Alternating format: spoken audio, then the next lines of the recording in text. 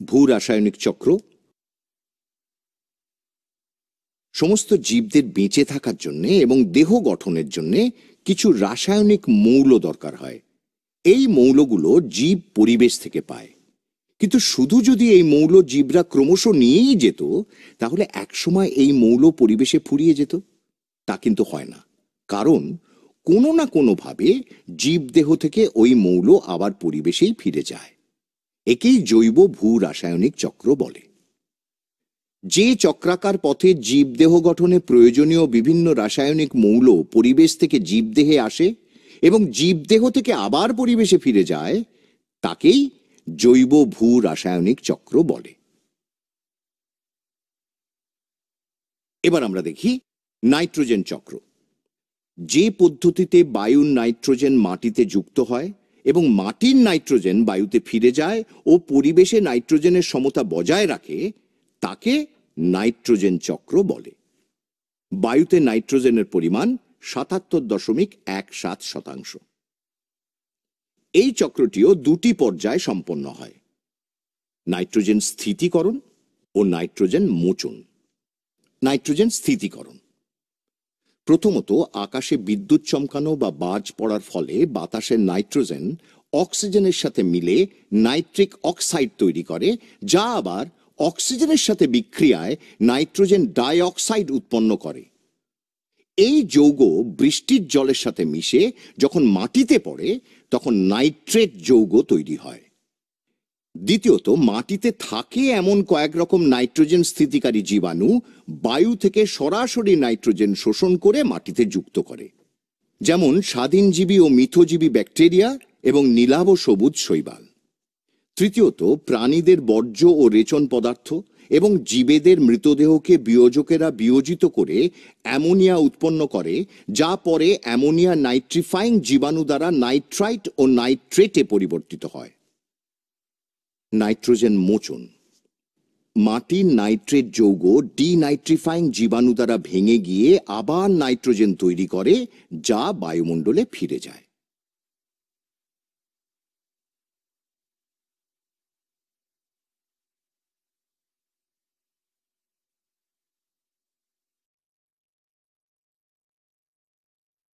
পরিবেশ দূষণ, পরিবেশ ও মানব জনসমষ্টি।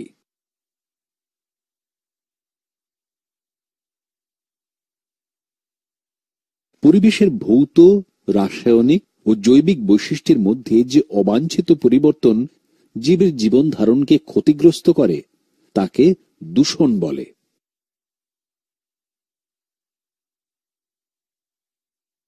বায়ু দূষণ প্রাকৃতিক কারণে বা মানুষের অনিয়ন্ত্রিত কার্যের ফলে বায়ুমণ্ডলের উপাদান সমূহের হ্রাস ও বৃদ্ধির ফলে মানুষের স্বাভাবিক জীবনযাত্রা বিঘ্নিত হওয়াকে বায়ু দূষণ বলে। বায়ু দূষণের কারণগুলি নিচে আলোচনা করা হলো।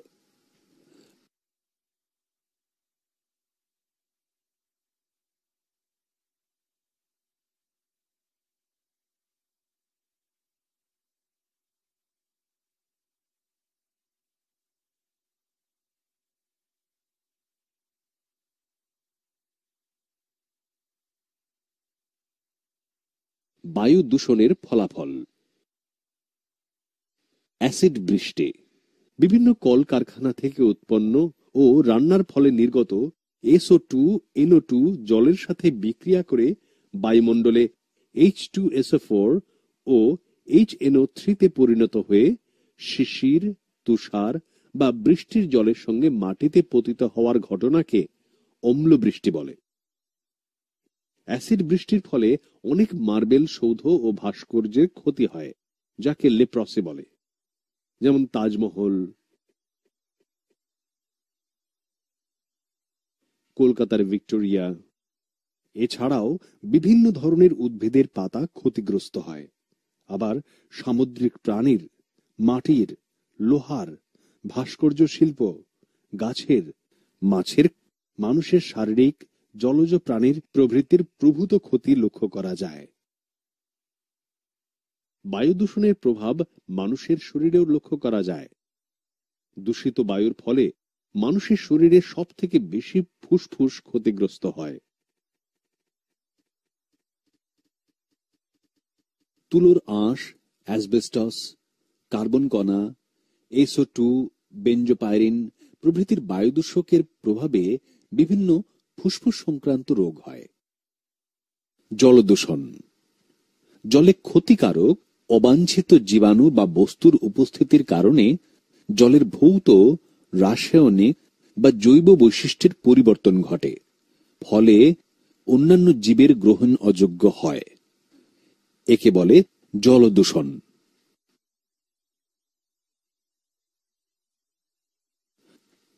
জলদূষণের কারণগুলো নিচে আলোচনা করা হলো।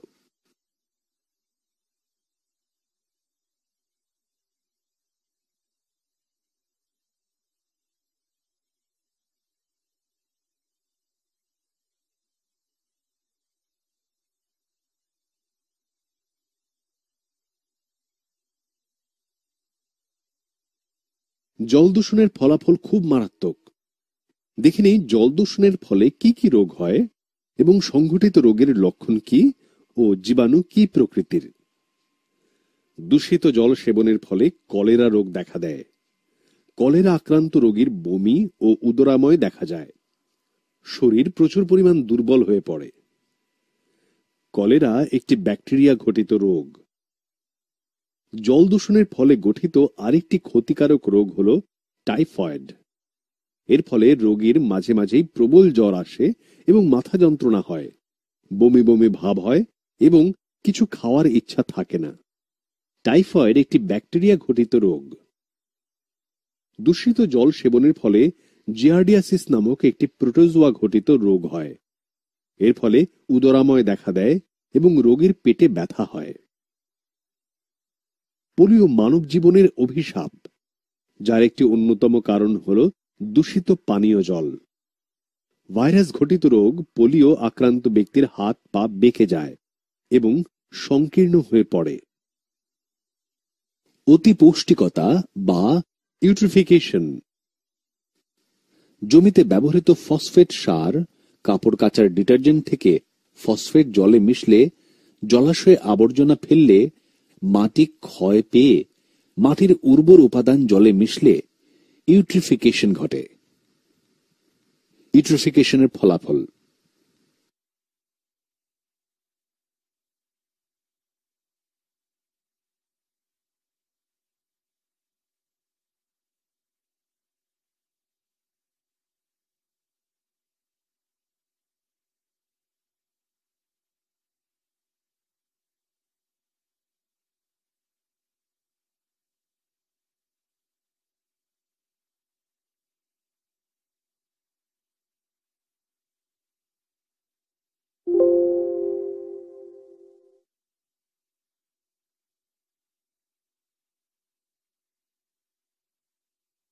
মাটি দূষণ।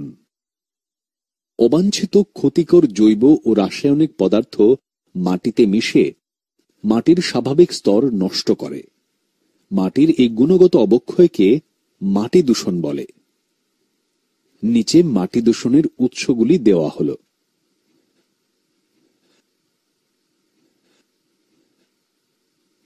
মাটি দূষণের ফলাফল: সালমোনেল্লা ব্যাকটেরিয়া টাইফয়েড রোগ, ভিব্রিও কলেরি দ্বারা কলেরা, এটামিক দ্বারা আমাশয় ইত্যাদি রোগ হয়। ক্ষেতের ফসলকে ক্ষতিকর জীবাণুদের হাত থেকে রক্ষা করতে জমিতে ডিডিটি, বিএইচসি ইত্যাদি রাসায়নিক ব্যবহার করা হয়। ওই রাসায়নিক জমির জলে মিশে যায়।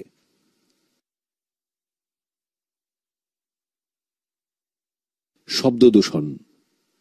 মাত্রাতিরিক্ত শব্দ বা সহনশীলতা অতিক্রমকারী শব্দ যখন শ্রোতার কানের পক্ষে পীড়াদায়ক, শারীরিক ও মানসিক সাম্যাবস্থার ক্ষতি করে, তখন তাকে শব্দ দূষণ বলে।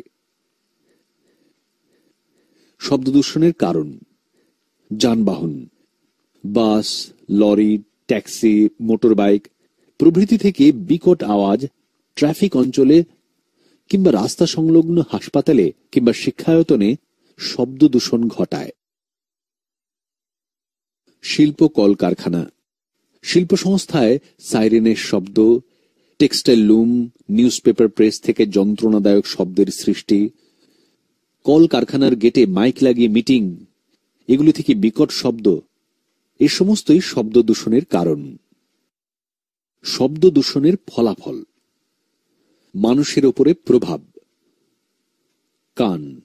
100 ডিবির বেশি শব্দে দীর্ঘদিন কোনো শ্রমিক কাজ করলে সে ক্রমশ বধির হয়ে যায়।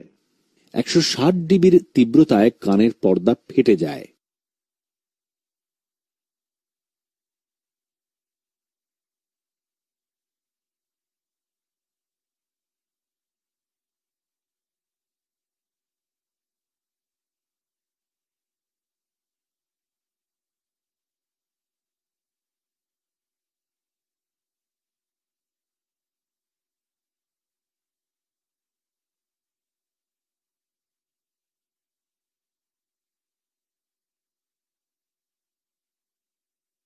হৃৎপিণ্ড। দীর্ঘস্থায়ী বিকট আওয়াজ রক্তচাপ ও হৃৎস্পন্দনের হার বাড়ায়। রক্তে ক্যালসিয়াম ও গ্লুকোজের মাত্রা হ্রাস পায়। প্রাণীদের ওপর প্রভাব: প্রাণীদের ও পাখিদের প্রজনন হার কমে যায়, ফলে বিলুপ্তির সম্ভাবনা বাড়ে। পরিবেশ ও মানব জনসমষ্টি: একটি নির্দিষ্ট সময়ে একটি নির্দিষ্ট অঞ্চলে একই প্রজাতির মোট জীব সংখ্যাকে বলে জনসংখ্যা। জনসংখ্যা বিস্ফোরণের কারণ: বর্তমান সময়ে উন্নত মানের চিকিৎসা ব্যবস্থা, প্রযুক্তিবিদ্যার ফলে জীবের মৃত্যুর হার হ্রাস পেয়েছে এবং জনহার বৃদ্ধি পেয়েছে।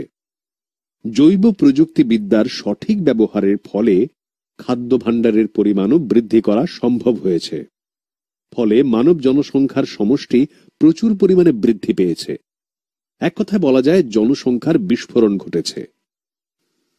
ক্রমবর্ধমান জনসংখ্যার সমস্যা: বাড়তি জনসংখ্যার চাপ মানুষকে ভাবতে বাধ্য করছে পৃথিবী ছেড়ে অন্য গ্রহে বা উপগ্রহে উপনিবেশ স্থাপন করা যায় কিনা। বর্ধিত জনসংখ্যা স্বাভাবিকভাবেই বাড়তি প্রাকৃতিক সম্পদের ব্যবহার দাবি করবে। এই বাড়তি ব্যবহার ক্রমশই প্রাকৃতিক সম্পদের পরিমাণ কমাবে। বাসস্থান: জনসংখ্যার চাপে কৃষি জমি ও বনের জমি ধ্বংস করে সেই জায়গায় গড়ে উঠছে নতুন নগর ও নতুন শহর। ফলে কমছে কৃষি জমি এবং তার ফলে দেখা দিচ্ছে বন্যা, ভূমিক্ষয় ইত্যাদি। খাদ্যের অভাব: চাষযোগ্য জমির পরিমাণ কমে যাওয়ায় ফসল উৎপাদন কমছে, ফলে খাদ্যের অভাব দেখা দিচ্ছে। অরণ্য ধ্বংস: কৃষি ও কাঠের প্রয়োজনে বর্তমানে অরণ্যের পরিমাণ 15%। জনসংখ্যা বৃদ্ধির চাপে অরণ্য আজ ধ্বংসের পথে। মূলত জ্বালানির চাহিদা, কৃষি জমি সম্প্রসারণ, জনবসতি বিস্তার, নির্বিচারে গাছ কাটা, অনিয়ন্ত্রিত পশুচারণের জন্য অরণ্য আজ বিপন্ন। কিন্তু অরণ্য সমস্ত জীবকুলের O2 প্রধান উৎস। অরণ্য যেমন বৃষ্টি সহায়ক, তেমনি বন্যা রোধে সাহায্য করে, বাস্তুতন্ত্র নিয়ন্ত্রণ করে, অর্থাৎ বন্যা, খরা এবং ভূমিক্ষয় রোধ করে।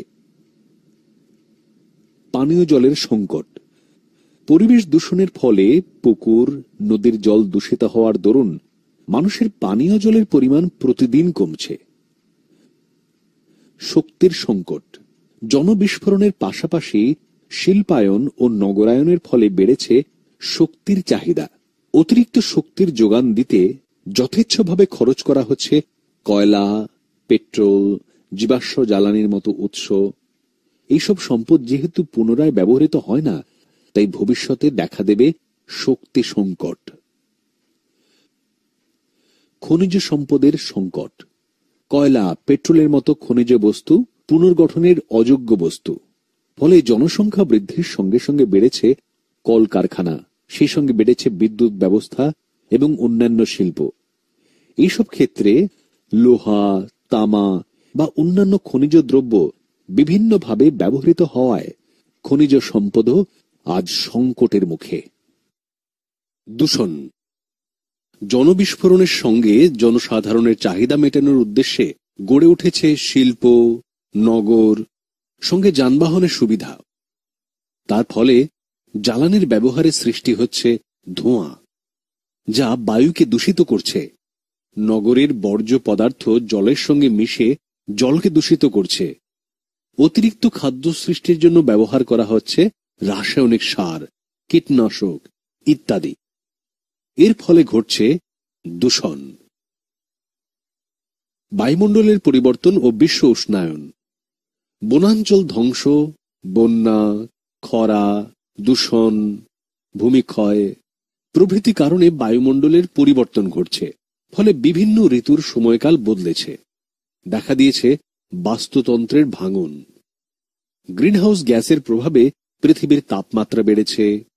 ফলে হিমবাহ, মেরু প্রদেশের বরফ গলে যাওয়ায় সাগরের জলতল বেড়েছে। জলাভূমি ধ্বংস, জলাভূমি নষ্ট হলে নিকটবর্তী শহরে বন্যা কিংবা মশার উপদ্রব দেখা যাবে। পাওয়া যাবে না মানুষের খাদ্য, শাকসবজি এবং মাছ। দূষণমুক্ত পরিবেশ মানে সুস্থ পরিবেশ, যেখানে মানুষ সুস্থভাবে বাঁচতে পারে। কিন্তু পরিবেশের বায়ুতে ক্ষতিকর বস্তু হিসেবে ধূলিকণা, বিষাক্ত গ্যাস, ভারী ধাতু কণা, ফ্লাই অ্যাশ প্রভৃতি মানুষের ফুসফুসে বিভিন্ন রোগ সৃষ্টি করে। দূষণের ফলে সৃষ্ট ফুসফুসের দুটি রোগ হল অ্যাজমা ও ব্রঙ্কাইটিস। অ্যাজমা, ফুসফুসের ভিতরে ঢুকে অ্যাজমা ক্ষতি করে। মানুষের শ্বাসতন্ত্রের ক্লোম শাখা ও উপক্লোম শাখার মসৃণ পেশির প্রাচীরের হঠাৎ সংকোচনের দরুন শ্বাসঅঙ্গগুলিতে ও শারীরিক যেসব উপসর্গ অর্থাৎ কষ্টদায়ক শ্বাসক্রিয়া, দমকা কাশি দেখা যায়, তাকে অ্যাজমা বা হাঁপানি বলে।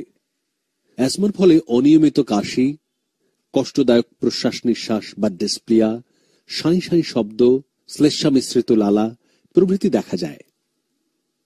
চিকিৎসা, অ্যালার্জি ঘটায় এমন বস্তুকে এড়িয়ে চলা উচিত। অ্যালার্জেনকে প্রতিহত করতে অ্যান্টিবায়োটিক প্রয়োগ করা হয়। ব্রঙ্কাইটিস, মানুষের শ্বাসতন্ত্রের ক্লোম শাখার অন্তঃস্থ গাত্রের গলবেট কোষ ও সেরোমিউকার গ্রন্থি আক্রান্ত হলে যে রোগ হয় তাকে ব্রঙ্কাইটিস বলে। উপসর্গ, ফুসফুসের বায়ু চলাচল পথে প্রদাহ দেখা যায়। আক্রান্ত ব্যক্তির কাশি হয়। কাশিতে সবুজ হলুদ রঙের কফ বেরোয়। চিকিৎসা, ধূমপান বর্জন করা, অ্যান্টিবায়োটিক ওষুধ সেবন করতে হবে। ক্যান্সার, কিছু কোষের অনিয়ন্ত্রিত বিভাজনের ফলে উৎপন্ন কোষগুলি পার্শ্ববর্তী কলাকোষের ক্ষতি করে ও পরে সংবহনের মাধ্যমে বিভিন্ন অঙ্গে ছড়িয়ে পড়ে অঙ্গের ক্ষতি করে। একে ক্যান্সার বা কর্কট রোগ বলে। কারণ, তেজস্ক্রিয় রশ্মির বিকিরণে কোষের এমন কিছু পরিবর্তন ঘটে যা অপরিবর্তনীয়। একে বলে মিউটেশন। এই মিউটেশনের ফলে অস্থি, জরায়ু, ত্বক, স্তন প্রভৃতি বিভিন্ন অঙ্গে ক্যান্সার হয়। বিড়ি, সিগারেট প্রভৃতির তামাকে নিকোটিন, বেঞ্জোপাইরিন, সিও, হাইড্রোজেন সায়ানাইড, টার ইত্যাদি ক্ষতিকারক পদার্থ থাকে যা ফুসফুসের ক্যান্সার সৃষ্টি করে। চিকিৎসা, সিটি স্ক্যান, এক্স রে, থুতুতে বর্তমান কোষের প্রকৃতি পরীক্ষা করে রোগ নির্ণয় করা হয়। ক্যান্সার রোগের চিকিৎসা পদ্ধতি সাধারণত 3 প্রকার: কেমোথেরাপি, রেডিওথেরাপি এবং শল্য চিকিৎসা। কেমোথেরাপি, এই পদ্ধতিতে ক্যান্সার প্রতিরোধী ওষুধ ব্যবহার করে কোষ বিভাজন বন্ধ করা যায়। রেডিওথেরাপি, বিকিরণ পাঠিয়ে ক্যান্সার কোষগুলি ধ্বংস করা হয়। শল্য চিকিৎসা, আক্রান্ত ফুসফুসকে সম্পূর্ণ বাদ দিয়ে ক্যান্সারের হাত থেকে রোগীকে বাঁচানো যেতে পারে।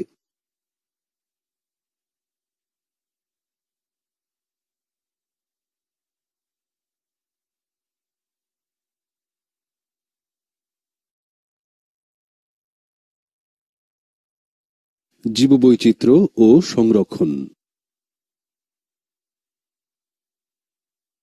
জীববৈচিত্র্য একটি নির্দিষ্ট বসতি অঞ্চলে বসবাসকারী জীব প্রজাতির সংখ্যা অথবা নির্দিষ্ট পরিবেশে বসবাসকারী জীবের ভিন্নতার ব্যাপ্তিকে জীববৈচিত্র্য বলে। জীববৈচিত্র্যের গুরুত্ব: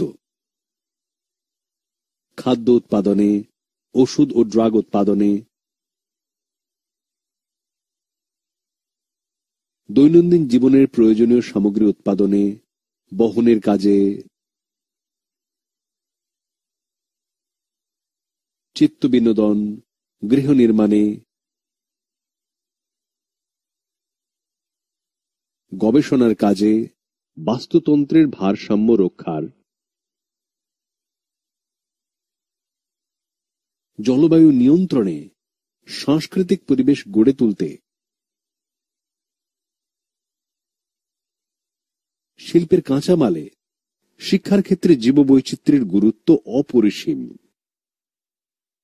ভারতবর্ষের হটস্পট। পৃথিবীর যেসব অঞ্চলে অধিক জীববৈচিত্র্য দেখা যায় তার মধ্যে বেশিরভাগ প্রজাতি এন্ডেমিক, অর্থাৎ বিস্তার স্থানীয় অঞ্চলে সীমাবদ্ধ। সে অঞ্চলকে হটস্পট বলে। ভারতবর্ষের দুটি গুরুত্বপূর্ণ হটস্পট হল পূর্ব হিমালয় ও পশ্চিমঘাট পর্বতমালা। জীববৈচিত্র্য হ্রাসের কারণ: জীবের স্বাভাবিক বাসস্থান ধ্বংস হওয়া বা বিখণ্ডিত হওয়া, শিকার এবং চোরা শিকার ও বনজ সম্পদের বেআইনি সংগ্রহ, বিশ্ব উষ্ণায়ন ও জলবায়ু পরিবর্তন, দূষণের ফলে, জীবজ সম্পদের অতি ব্যবহার, বহিরাগত প্রজাতির অনুপ্রবেশ। সুন্দরবনের পরিবেশগত সমস্যা। সুন্দরবনের বৈশিষ্ট্য: পশ্চিমবঙ্গের দক্ষিণাংশে সুন্দরবন অঞ্চল জৈব বৈচিত্র্যে ভরপুর বায়োস্ফিয়ার রিজার্ভ। বহু এন্ডেমিক প্রজাতির জীব সহ পৃথিবীর অন্যতম একটি ম্যানগ্রোভ অরণ্য। এই অঞ্চলে লবণাম্বু উদ্ভিদ যেমন সুন্দরী, গরান, গেওয়া, হেতাল প্রভৃতি উদ্ভিদের প্রাধান্য দেখতে পাওয়া যায়। সুন্দরবনের সমস্যা: সুন্দরবনের প্রধান নদীগুলি উত্তর থেকে দক্ষিণ বাহিত, কিন্তু কয়েক বছর থেকে এই অঞ্চলের নদীর বেশিরভাগ প্রবাহ পূর্বের দিকে সরে যাওয়ায় নদীতে জলের প্রবাহ কমছে, ফলে নদীতে পলির পরিমাণ বাড়ছে। কিছু নদী যেমন মাতলা, সপ্তমুখী, ঠাকুরান সমুদ্রের জলের অন্তর্মুখী প্রবাহে পরিণত হয়েছে, ফলে নদীর জলে লবণের ভাগ বাড়ছে।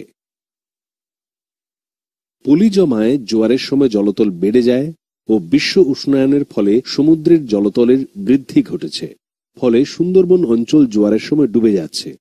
ফলস্বরূপ ভূমি ক্ষয় হচ্ছে, পাড় ভেঙে যাচ্ছে ও নষ্ট হচ্ছে লবণাম্বু উদ্ভিদগুলি।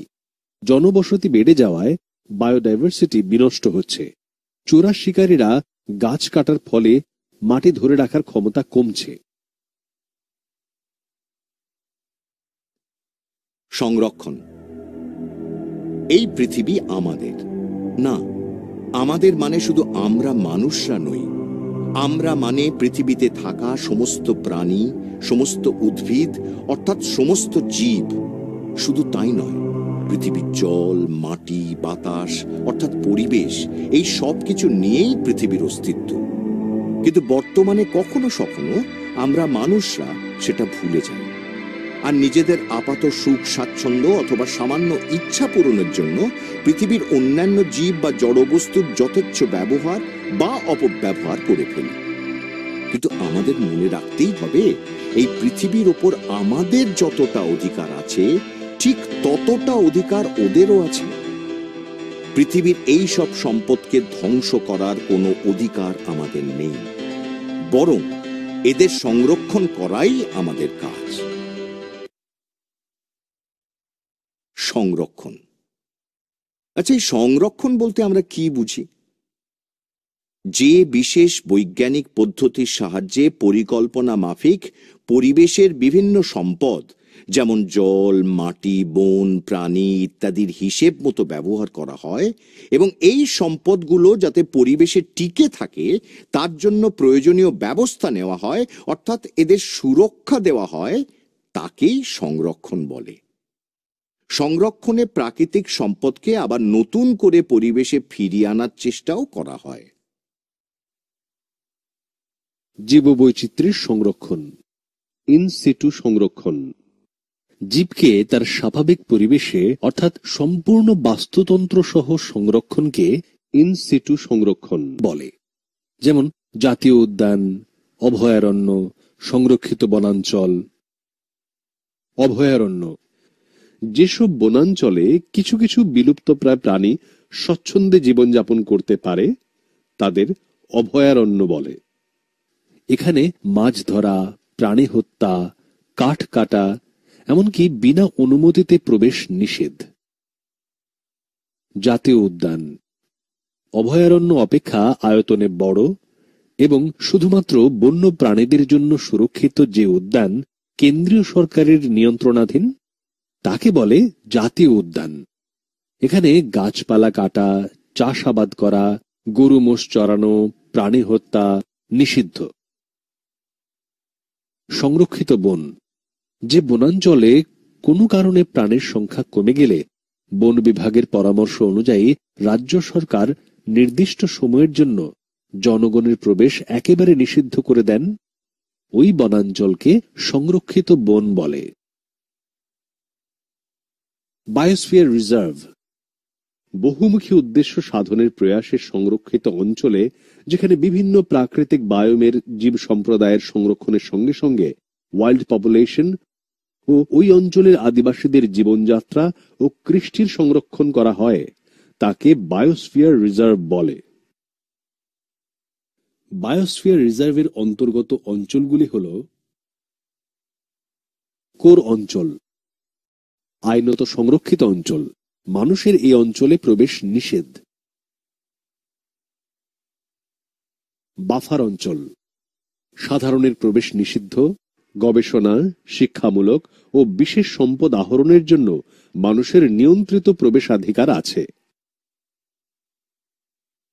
বায়োস্ফিয়ার রিজার্ভ ট্রানজিশন অঞ্চল, বাইরের অঞ্চল স্থানীয় আদিবাসীদের বসবাস ও নিয়ন্ত্রিত চাষাবাদ, বনজ সম্পদের আহরণ, বাস্তুতন্ত্রকে বিঘ্নিত না করে আদিবাসীদের সামাজিক ও কৃষ্টিমূলক সক্রিয়তা বজায় রাখে। বায়োস্ফিয়ার রিজার্ভের গুরুত্ব: ক্ষতিগ্রস্ত বাস্তুতন্ত্রের পুনর্গঠনের সহায়ক হয়, নিয়মিতভাবে সংরক্ষণের তদারকি করা, শিক্ষা ও গবেষণার কাজে সহায়ক হয়, যা স্থানীয়, দেশীয় এবং আন্তর্জাতিক পর্যায়ের জ্ঞান ভাণ্ডার তৈরির সহায়ক। এক্স সিটু সংরক্ষণ: বিপন্ন উদ্ভিদ বা প্রাণীকে তার নিজস্ব স্বাভাবিক পরিবেশ থেকে সরিয়ে নিয়ে অন্য কোনো স্থানে সংরক্ষণ করাকে এক্স সিটু সংরক্ষণ বলে। এক্স সিটু সংরক্ষণের বিভিন্ন পদ্ধতি: চিড়িয়াখানায় সংরক্ষণ: বিপন্ন প্রজাতির অনেকগুলি প্রাণীকে চিড়িয়াখানায় ঘেরা জায়গায় স্বল্প পরিসরে প্রয়োজনীয় খাদ্য ও পরিচর্যা করে সংরক্ষণ করা যায়। এখানে অনেক সময় সংরক্ষিত প্রাণীদের স্ত্রী পুরুষের মিলন ঘটিয়ে বিপন্ন প্রজাতির প্রাণীদের সংখ্যাও বাড়ানো সম্ভব হয়। উদাহরণ: আলিপুর চিড়িয়াখানা। বোটানিক্যাল গার্ডেন: বিপন্ন প্রজাতির উদ্ভিদদের পরিচর্যার মাধ্যমে সংরক্ষণ করা হয়। সারা দেশে প্রায় 15,000 বোটানিক্যাল গার্ডেনে 80,000-এরও বেশি উদ্ভিদ প্রজাতি সংরক্ষিত আছে। বোটানিক্যাল গার্ডেনের উদ্ভিদদের মধ্যে প্রজনন ঘটিয়ে বিপন্ন উদ্ভিদের সংখ্যা বাড়ানোর চেষ্টা করা হয়। উদাহরণ: পশ্চিমবঙ্গের হাওড়ার শিবপুরে পৃথিবী বিখ্যাত বিজ্ঞানী আচার্য জগদীশচন্দ্রর নামে বোটানিক্যাল গার্ডেন। ক্রায়ো সংরক্ষণ: 0 ডিগ্রি সেন্টিগ্রেডের নিচে খুব কম তাপমাত্রায় কোষ বা কলা অথবা অঙ্গকে সংরক্ষিত করার পদ্ধতিকে ক্রায়ো সংরক্ষণ বলে। এর মাধ্যমে বিপন্ন কোনো জীবের ক্রোমোজোম তথা জিন সংরক্ষিত করা যায়। ভারতের কিছু বিপন্ন প্রজাতির প্রাণী ও তাদের সংরক্ষণ প্রকল্প। আচ্ছা, ব্যাঘ্র প্রকল্প সম্পর্কে কিছু জানা আছে তোমাদের? এসো এবার সেটা জানা যাক। স্বাভাবিক পরিবেশে বাঘকে বাঁচিয়ে রাখার উপযুক্ত অবস্থা সৃষ্টি করার জন্য ওয়ার্ল্ড ওয়াইল্ড লাইফ ফান্ড বা WWF এবং সরকারি উদ্যোগে যে পরিকল্পনা নেওয়া হয়েছে তাকেই ব্যাঘ্র প্রকল্প বা টাইগার প্রজেক্ট বলে। 1968 সালে বাঘকে বিপন্ন প্রাণী ঘোষণা করা হয়। 1970 খ্রিস্টাব্দে আইন করে ব্যাঘ্র সংরক্ষণ শুরু হয়। এর প্রধান উদ্দেশ্য হল বাঘের বৃদ্ধি ঘটিয়ে অস্তিত্ব বজায় রাখা, বনের বাস্তুতন্ত্রের সাম্য বজায় রাখা এবং প্রাকৃতিক সম্পদ হিসেবে প্রকৃতির সৌন্দর্য বজায় রাখা। বাঘ হ্রাস পাবার বিভিন্ন কারণের মধ্যে অন্যতম কারণগুলি হল চোরা শিকারীদের বাঘ শিকার ও চামড়া বিদেশে রপ্তানি করা, জনসংখ্যা বৃদ্ধির জন্য এদের বাসস্থান অর্থাৎ অরণ্যের পরিমাণ কমে যাওয়া, খাদ্য ও জলের অভাব ও বিভিন্ন রোগ বা মহামারী, এছাড়া প্রজননের ব্যাঘাত ও মানুষের উপদ্রবের জন্য বাঘের সংখ্যা উল্লেখযোগ্য হারে কমছে।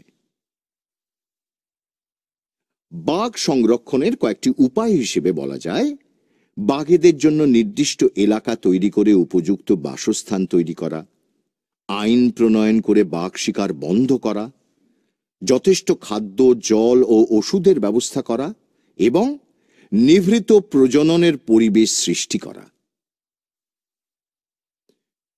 ভারতবর্ষের ব্যাঘ্র সংরক্ষিত অঞ্চলগুলি হল করবেট, রণথম্বর, পালামৌ, সুন্দরবন, মেলঘাট, কানহা।